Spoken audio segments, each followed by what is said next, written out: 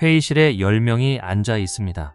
9명은 서로 말을 쏟아내고 있고 1명은 조용히 앉아서 듣고만 있습니다. 그 회의가 끝난 후 누가 가장 큰 영향력을 행사했을까요? 직관적으로는 가장 많이 말한 사람일 것이라고 생각하기 쉽습니다. 하지만 당신이 이미 살면서 몇 번쯤 경험했을 것입니다. 가장 말이 없던 그 사람이 결국 그 회의실의 방향을 정했다는 것을. 그게 우연이 아닙니다. 오늘 우리가 탐구할 것은 단순한 성격 이야기가 아닙니다. 이것은 신경과학, 진화 심리학, 그리고 수천 년의 인간 행동 데이터가 가리키는 하나의 진실입니다. 왜 지능이 높은 사람일수록 무리 속에서 입을 닫는가? 그리고 당신이 지금까지 믿어온 것 중 일부가 이 영상이 끝날 때쯤에는 완전히 뒤집혀 있을 것입니다. 시작합니다. 2013년 미국 하버드 경영대학원의 연구팀이 흥미로운 실험을 진행했습니다. 다양한 그룹에 복잡한 문제 해결 과제를 주고 구성원들의 발언량과 실제 문제 해결 능력 사이의 상관관계를 측정한 것입니다. 결과는 많은 사람들의 예상을 뒤집었습니다. 발언량이 가장 많은 사람들은 실제 능력 테스트에서 중간 정도의 점수를 받았습니다. 그리고 가장 말이 적었던 사람들 중에서 최고 점수가 나왔습니다. 연구팀은 같은 실험을 서로 다른 문화권, 서로 다른 직업군, 서로 다른 연령대에서 반복했습니다. 결과는 일관되었습니다. 이게 우리에게 무엇을 말하는 걸까요? 여기서 핵심 개념이 하나 등장합니다. 메타인지입니다.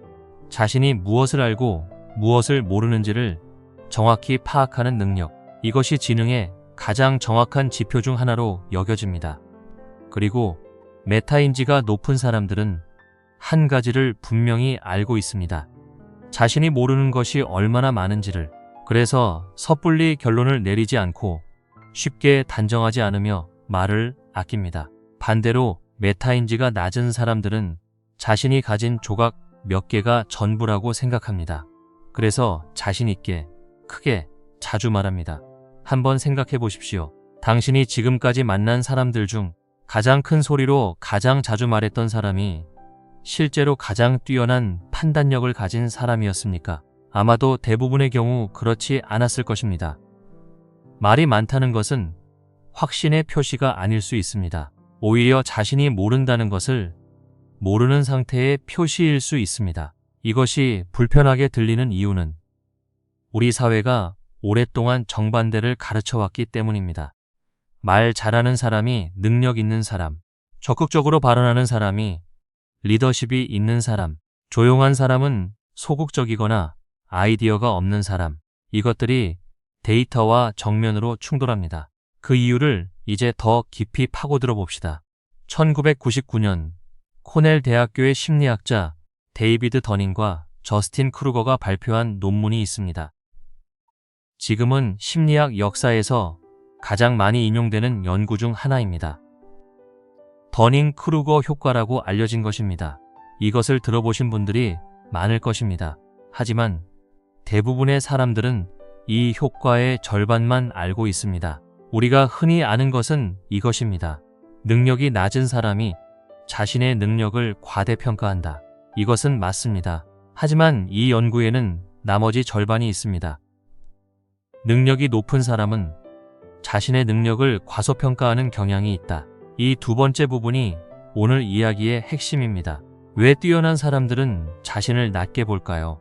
이유는 하나입니다. 그들은 전체 그림을 보기 때문입니다. 능력이 높을수록 그 분야가 얼마나 깊고 넓은지를 압니다. 그래서 자신이 아직 모르는 것이 얼마나 많은지를 절실히 느낍니다. 그 결과 섣불리 결론을 내리지 않고 단정적으로 말하지 않으며 자연스럽게 말을 아끼게 됩니다. 한 가지 장면을 상상해 봅시다. 의학을 처음 배우는 1학년 학생과 30년을 진료한 의사가 있습니다. 환자의 증상을 들었을 때 누가 더 빠르게 자신 있는 진단을 내릴까요? 아마도 처음 배운 학생입니다. 왜냐하면 그는 자신이 모르는 것이 무엇인지를 모르기 때문입니다. 하지만 30년 경력의 의사는 말합니다. 좀 더 봐야겠습니다. 이 증상이 10가지 원인에서 올 수 있거든요. 이것이 더닝크루거의 두 얼굴입니다. 그리고 이것이 무리 속에서 어떻게 나타나는지를 한번 생각해보면 갑자기 많은 것들이 설명됩니다. 회의에서 가장 자신있게 말하는 사람이 왜 종종 판단이 빗나가는지, 반대로 말이 없었던 사람의 한마디가 왜 모든 것을 정리하는지. 근데 여기서 재미있는 질문이 생깁니다. 이것이 모든 문화에서 동일하게 나타날까요? 아니면 특정 사회에서 더 심각하게 작동하는 구조가 있을까요? 한국 이야기를 해봐야 할 것 같습니다. 한국의 직장 문화, 학교 문화, 심지어 가족 문화 안에서 공통적으로 보이는 패턴이 있습니다. 발언량이 많은 사람이 리더십이 있어 보인다는 인식. 회의에서 침묵하면 아이디어가 없는 사람으로 오해받습니다. 토론에서 말을 아끼면 준비가 덜 된 사람으로 평가받습니다. 팀 안에서 조용하면 소극적인 팀원으로 분류됩니다. 하지만 흥미로운 데이터가 있습니다. 한국 상장기업 임원들을 대상으로 한 리더십 연구에서 가장 높은 성과를 낸 리더들의 공통적인 커뮤니케이션 스타일이 무엇이었는지 아십니까?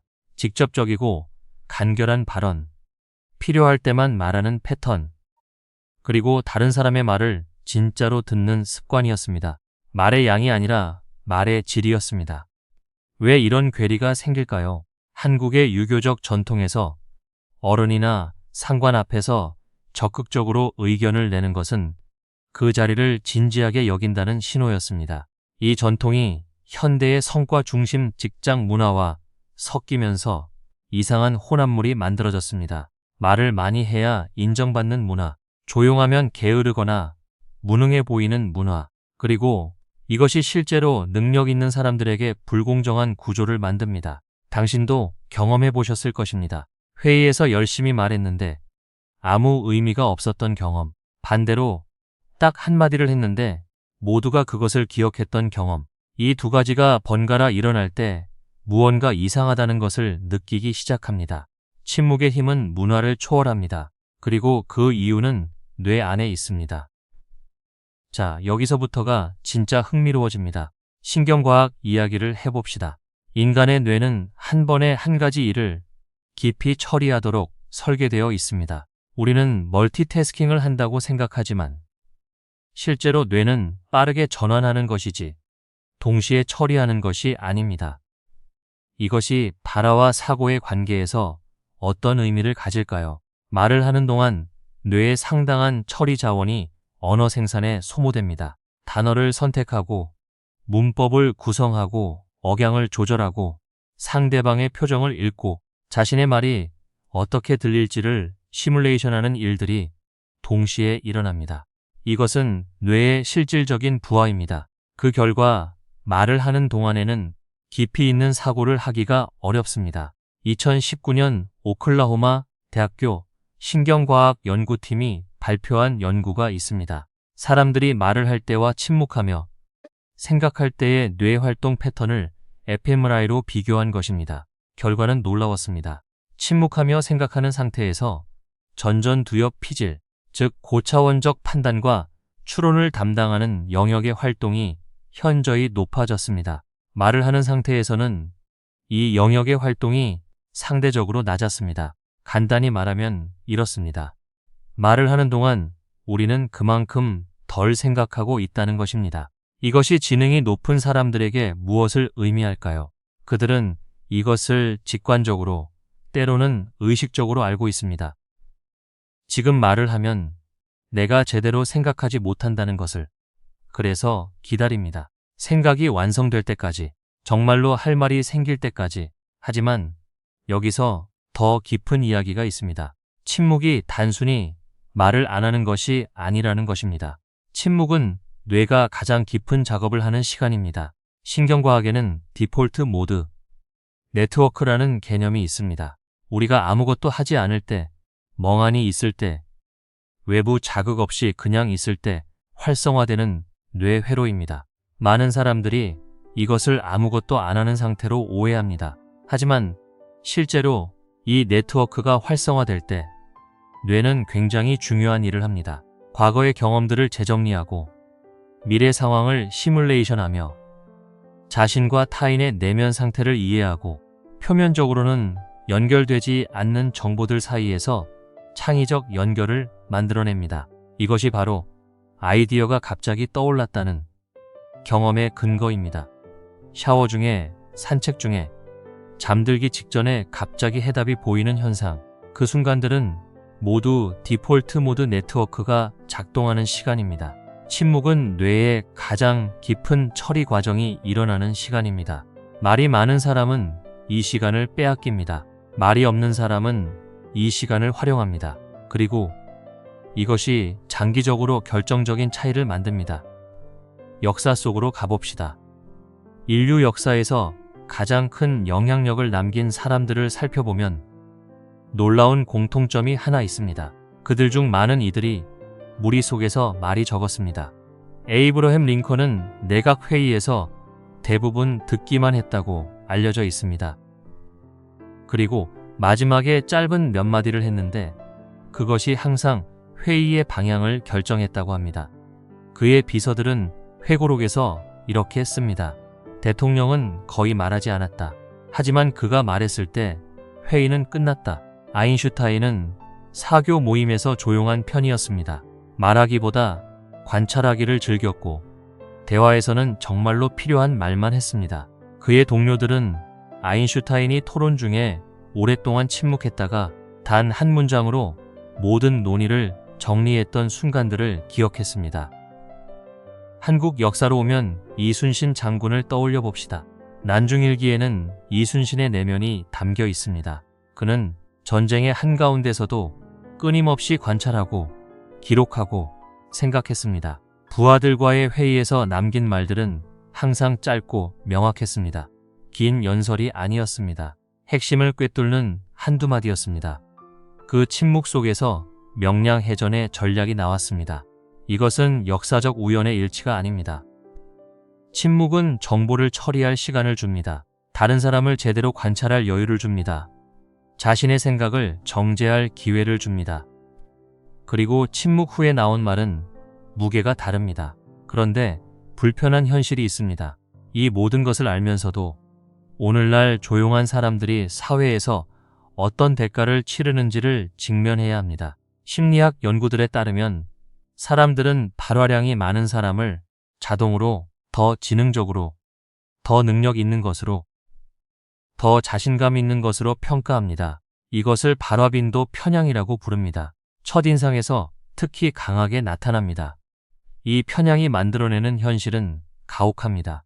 능력이 충분히 있음에도 승진에서 밀립니다. 아이디어가 탁월함에도 회의에서 무시됩니다. 리더십이 있음에도 리더로 선택받지 못합니다. 그리고 많은 조용한 사람들이 이 딜레마에 갇힙니다. 더 말을 많이 해야 하나. 하지만 그렇게 하면 자신답지 않게 느껴집니다. 그냥 조용히 있으면 계속 오해받습니다. 이 긴장감을 겪어본 분들은 알 것입니다. 조용한 것이 게으른 것이 아닙니다. 조용한 것이 아이디어가 없는 것이 아닙니다. 많은 경우 그것은 더 깊이 생각하고 있다는 신호입니다. 더 넓은 맥락을 보고 있다는 신호입니다. 섣부른 말로 상황을 흐리지 않겠다는 자기 절제입니다. 하지만 그 절제가 이해받지 못하는 세상에서 조용한 사람들은 끊임없이 자신을 설명해야 하는 부담을 집니다. 그렇다면 이 구조에서 어떻게 침묵을 실제 전략으로 바꿀 수 있을까요? 자, 실용적인 부분으로 넘어갑니다. 먼저 중요한 구분부터 해야 합니다.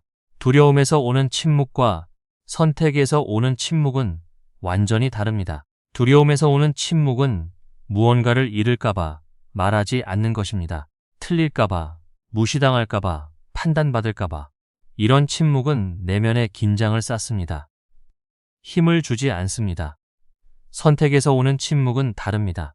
지금 이 말이 필요한지 아닌지를 판단하고 필요하지 않다면 하지 않는 것입니다. 이것이 전략적 침묵입니다. 그 차이를 어떻게 연습할 수 있을까요? 첫 번째 원칙입니다. 말하기 전에 한 번만 더 묻는 것입니다. 이 말이 없으면 상황이 달라지는가? 달라지지 않는다면 그 말은 하지 않아도 됩니다. 이것 하나만으로 발언의 질이 극적으로 올라갑니다. 두 번째 원칙, 반응보다 반출을 선택하는 것입니다. 누군가가 무언가를 말했을 때 즉각적으로 반응하는 것을 의도적으로 늦춥니다.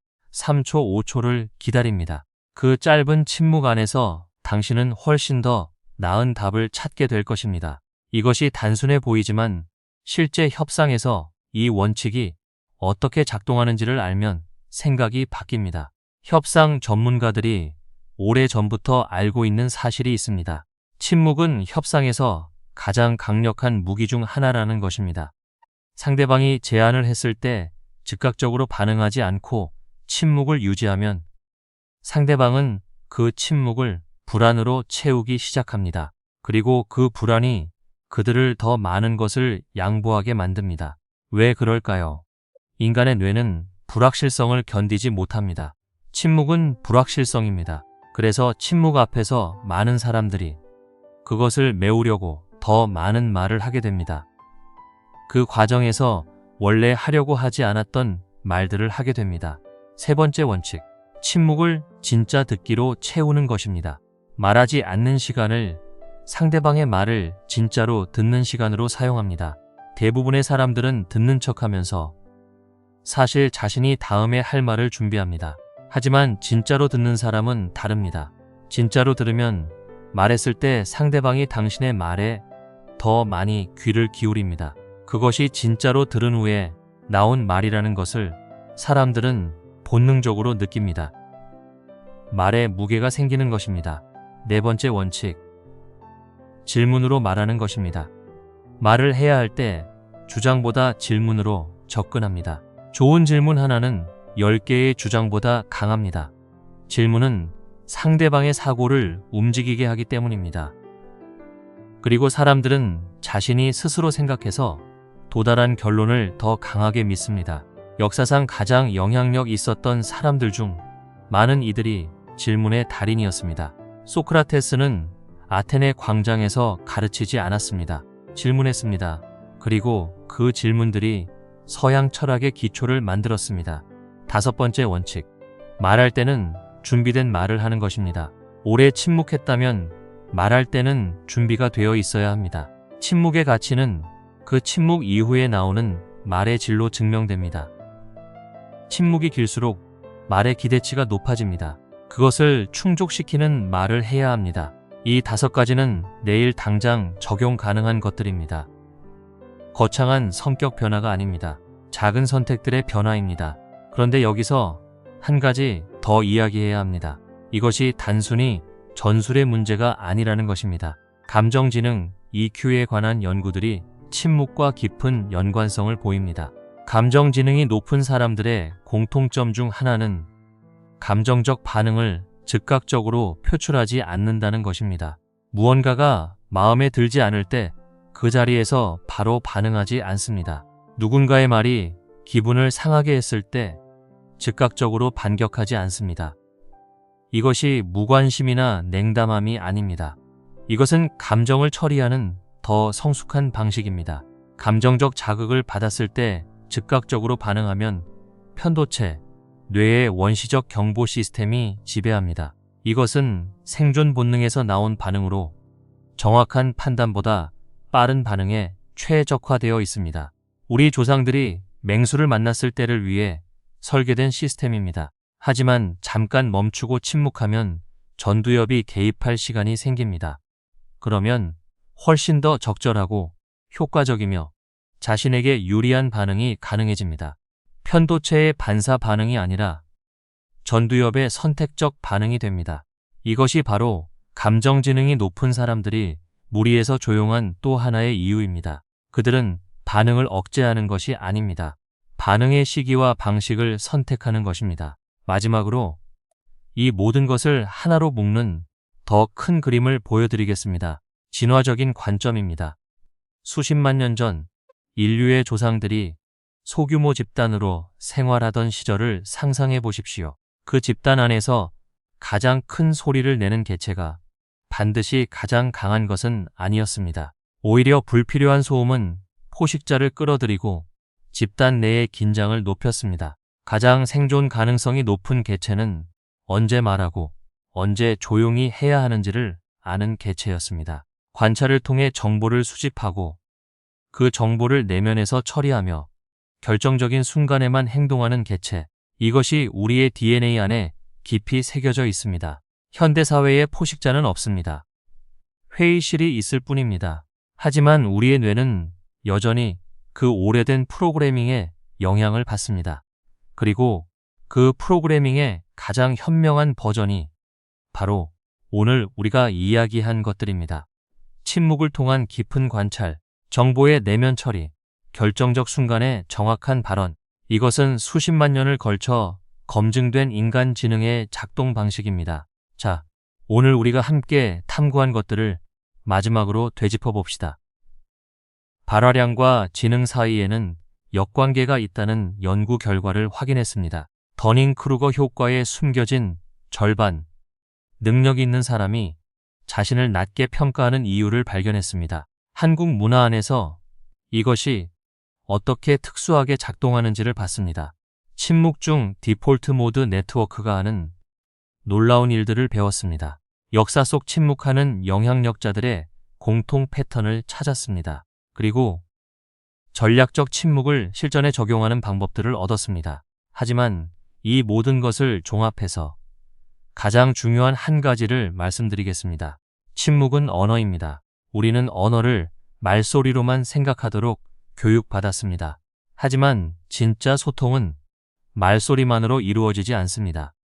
당신이 침묵하는 순간 당신은 이것을 말하고 있습니다. 나는 이 상황을 충분히 중요하게 여기기 때문에 섣불리 말하지 않겠다고. 나는 당신의 말을 진짜로 듣고 있다고. 나는 지금 더 깊이 생각하고 있다고. 그 메시지는 어떤 말보다도 더 강하게 전달됩니다. 조용한 당신이 느끼는 사회적 압박을 압니다. 더 말을 해야 한다는 불안감을 압니다. 침묵했더니 무능해 보인다는 두려움을 압니다. 하지만 오늘 이것 하나만 기억하십시오. 당신의 침묵은 약함이 아닙니다. 당신의 침묵은 당신의 언어입니다. 그 언어를 더 깊이 이해하고 더 의식적으로 사용하는 것. 그것이 진짜 지능의 사용법입니다.